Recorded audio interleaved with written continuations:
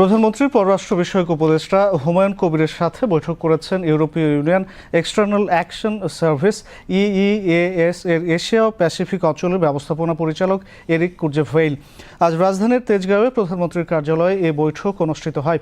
বৈঠকে বাংলাদেশ ও ইউরোপীয় ইউনিয়নের মধ্যে দ্বিপাক্ষিক সম্পর্ক, বাণিজ্য ও বিনিয়োগ, উন্নয়ন, সহযোগিতা এবং পারস্পরিক স্বার্থ সংশ্লিষ্ট আঞ্চলিক ও বৈশ্বিক বিষয় নিয়ে আলোচনা হয়। উভয় পক্ষই বিদ্যমান সম্পর্ক আরও জোরদার ও বহুমাত্রিক সহযোগিতা সম্প্রসারণে আগ্রহ প্রকাশ করেন।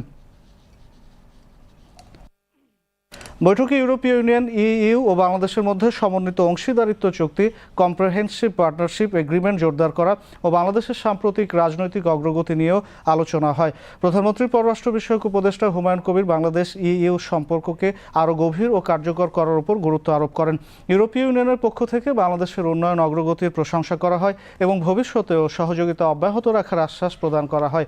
এ সময় বাংলাদেশে নিযুক্ত ইউরোপীয় ইউনিয়নের রাষ্ট্রদূত মাইকেল মিলার উপস্থিত ছিলেন।